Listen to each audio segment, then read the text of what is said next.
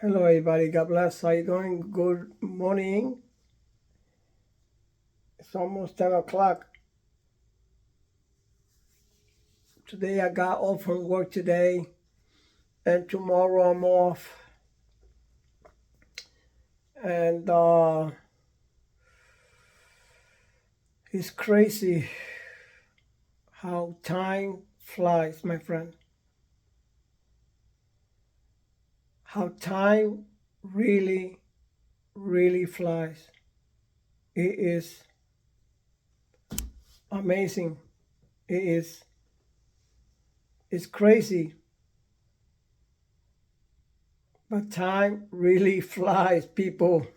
I'm telling you.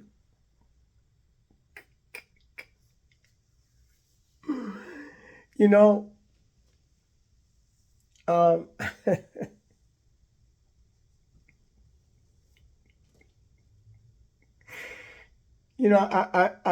I meant to share.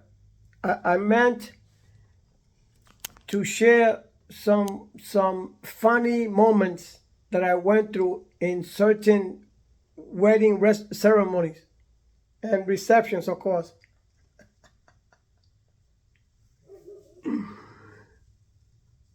I mean, just the reception, not the ceremony. Nothing happened there. It was okay.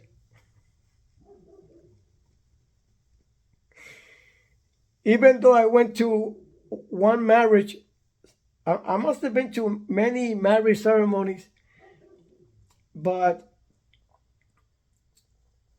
there were certain ones where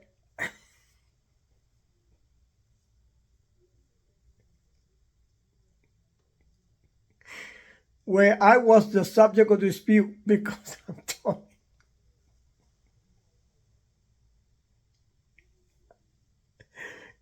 not for nothing, but to invite me to your wedding because I'm telling all hell breaks loose. Every time I go to a wedding or the reception, everything goes bad.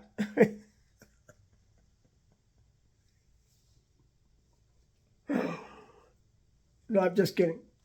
No, what I'm trying to say is that I want to share with you some funny moments that I had in certain wedding receptions and certain weddings reception. I mean, ceremonies and reception. My first wedding, they asked me to shoot pictures of these young people that got married. They were very young kids. And I went. I mean, I know my mother got married when she was 14. Back then in those days, back in the 50s over there, 40s, whatever. That's different. Those marriages, they lasted thousands of years. Why? Because in those days, especially in my Puerto Rico, I don't know about your country, but in Puerto Rico, ladies they had to be yanked out of school to come and assist at home with the home affairs, to learn to become domestically, in the sense to learn how to iron, learn how to cook, learn how to clean. I mean, they had to teach them all these ropes. And I mean, my mother was one of them because my mother, she was a family of 7. I believe it was 7. And every sister in there, her sisters and brothers, not the brother, but the sisters, most of them had to leave school at the age of 8. And they had to learn the home basics, preparing them for marriage. That was all it was about. Preparing them for marriage, for a life where they're going to make a life of their own, where they're going to have their own children, they're going to have their own families, and blah, blah, blah, all the way down until 2000, whatever. So my mother, by the age of 14, she was able to cook a stone, meaning that she was able to cook perfectly. Like people come over and eat, like they loved it. And I love my mother's food. I mean, I live with my mother, of course. And what I'm trying to convey is today is a different ball game. It's a different game. It's a different thing. It's a different times. We cannot compare them over there to that time because that time was perfectly done the right way. And it's true, women got married very young. The husbands were very old. Some of them were 40, 30, all that crap. And the girls were like 14, 15, 16. And that's what happened. They were more mature than the most average girls today because the parents at that time, they had to teach them how to be responsible adults when they get older and they plan to get married. You understand? It was not a joke. It was something serious. But anyway, coming back. Anyway, so this wedding, it was a young couple. They were in their, I think they were in the teens. If I recall, the guy was 19, 20, and she was like 15. And he got married. And they got married, and they invited me to take pictures. They say, "Hey, Jay," but they used to call me Jay. "Hey, listen, can you take pictures of my wedding?" And I went. I'm not a photographer. I used to take pictures. I bought myself a Nikon N50 back in those days. So I said, okay, I'll take it. So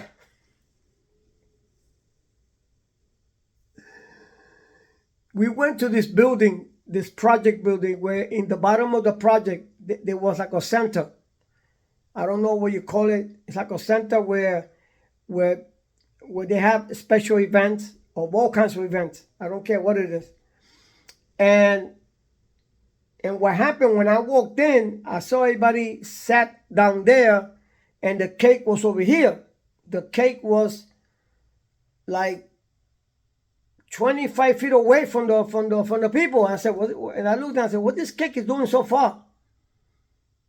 So I looked around. I shot a couple of pictures, and then I walked to the back, and I saw the cake all by itself. And I said, this cake is too far away from these people. So what happened when I looked down, the cake was all the way in the edge of the table. So I became a hero that day. So I went and I looked at the cake and I looked back to see nobody that watching me. I said, this cake has to be moved back because it's too much out in the edge. It's going to fall down. Somebody's going to make it fall. So I put my 4 fingers on the foundation of the cake. The foundation is the cardboard area where the cake sits. And I went to put my fingers like that, and I was pushing and pushing with all my force, and this cake didn't want to move. So I gave him more power, like Star Trek. More power, Captain, more power. And I went and boom, my hand went inside the cake. My hand went inside the cake. All my fingers went inside. I pulled it out real quick. My hand looked like a white glove with cherries and strawberries and chocolate. And I went. And I looked back there to see them watching me. And when I noticed that they were taking out with themselves over there talking and laughing or whatever, I turned around and I put my hands in my mouth and I started cleaning my mouth with, sucking that cake out of my hands and eating it. And the rest, I put it in my pocket. Then I turned around and I told everybody, okay, everybody, let's go, let's start shooting pictures now. Let's get with it. Ever since, I'm telling you, my people, ever since I did that, I don't know what the heck happened that I had bad luck with marriage cakes. I had a bad luck. Wherever I go, something happens. So my second time around, I remember I went to a wedding in church, and the tables were on the stage of the church. And guess where they placed the cake at? No, forget about the cake. Where did they place me? They made me sit down on the edge of the platform because it was a long table and everybody was sitting on both sides. And they decided, some gerbil decided to put me at the very end, looking down at the cake. And all I needed was to make one mistake and put my foot that way, and I'm on top of the cake. And I said, who the hell put me next to this freaking cake? And I just got up real slow, real extremely slow, like in slow motion. And I got out and I went like this, and I put the chair back inside, and I walked away. And I sat somewhere else. And I said, who is the jerk that knew that I got problems with cakes? And I said, never again. Never again. Then I went to this other wedding. This is gonna make you laugh. I went to this other wedding, and this was like a reception. But I went to the wedding, and I shot pictures in the wedding. And then I went to the reception. We went to a small storefront place. It fits like less than 50 people. And they had the cake like that, on the table. And I don't know what the hell made me get on top of a chair and look down, shooting the cake. The chair slipped under my feet, and I fell down with my both hands. I hit the table like that, and the cake was this close to my face. And I almost put my whole face in that cake. And I said, here we go again. Here we go again, the third time. And I got up from there, and I just shoot the picture the best way I can, and I walked away, and I sat in a corner. Still shooting pictures. And then the fourth time, I went to my cousin's wedding. That was in Queens, New York, because they lived in the border of Queens and Brooklyn. So my cousin invited me to this wedding, to his son's wedding, and of course the young kid died a few years later. His mother found him dead in the bathroom. He had I think a aneurysm or something. And he passed away, died, young kid, like 30 years old. Bad. Anyway, I went to his wedding, and I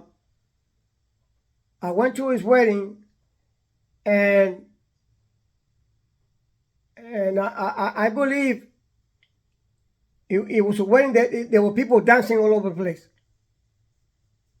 Two things happened that day. First of all, people were lined up to get food. And I smelled the pepper steak that smelled like rotten meat. So I told my cousin, listen, that meat in there smells like it's rotten. It smells horrible. So somebody told my cousin, his name is Charlie, he also passed away. And then his son passed away. He told me, come over here, bro. And I said, what's your problem? I said, what's my problem? Nothing. What was going on? And said, what do you say about the pepper steak? And I said that I got next to it, and it smells fermented rotten. He says, listen, bro, the problem here is not the pepper steak. The pepper steak is you. And I said, oh, I'm the pepper steak? Okay, all right, bro. Listen, you guys want to go help yourself? Go ahead. You want to be in the hospital? You go help yourself. So anyway, so I don't know if it was the same wedding, but I went to one wedding, and I remember it was my other cousin. That was his brother's birthday. I'm sorry, his brother wedding. His name was, I think it was Chino. And you know, everybody was dancing all over the place. My cousin was dancing. My cousin said, hey, Eugene, come over here, man. Come and dance with us. So I went to walk towards them, and I was dancing and dancing, you know. And then all of a sudden, one of my cousins said, hey, Eugene. I said, what? What happened? I said, listen, bro, you got cake in your ass. You got whipped cream, the cake whipped cream in your ass. And I said, what's this guy talking about? I got whipped cream in my ass. So I got close to him, and I said, what exactly are you talking about that I got whipped cream? I got cake cream in my ass. I said, yeah, look at yourself. So I put my hand like that, my hand was full of cream from the cake. And I said, how in the world did I get close to that cake? How was it possible? If I'm dancing over there and the cake is down there, how did that cream get into my pants? See, that was the fourth, fifth time that I messed up with the cake over here. I don't know how I got all that cream in my back. And then, last but not least, my wedding, the cake was all messed up. What happened that morning or that week, the father or the husband, you know, the son was there, whatever. He passed away, so he was the architect on making cakes, Dominican cakes, real nice. So the wife and the son, they hadn't made the cake early that morning, and they had submitted it to us by I think 11 or 12. And the cake came already made, hot. They didn't let it cool down for a couple of hours, and it was hot, and it looked like the tower of the one over there in Italy, it was bending over. And I said, wow, even my own cake is coming down. That's to show you, you know, that not everything is perfect, man, in this life. Nothing is not perfect. Telling you right now, ever since I put my fingers in that cake back in 1980 something, I've been having bad luck with cakes, wedding cakes, all kinds of freaking cakes. As a matter of fact, to finish this up, I was in Dallas, I was in Vegas, and I was doing Uber, but I wasn't taking people around. I was doing Uber Connect. That means you deliver packages, you deliver whatever. So that day they asked me to deliver a cake and some cupcakes to a residential area, and I ran into an accident. And when I looked at the cake looked like there was an earthquake. The cake was scrambling all over the place. And I said, oh my God. Indeed, I messed up with this cake issue. I'm not touching another cake ever again. I'm done. That's to show you my funny moments as a photographer and everything. Anyway, guys, God bless you. I just want to take that out of my heart, take that out and share with you guys. Just want to make you laugh, that's all. So take care, guys. God bless. Take care. Bye-bye.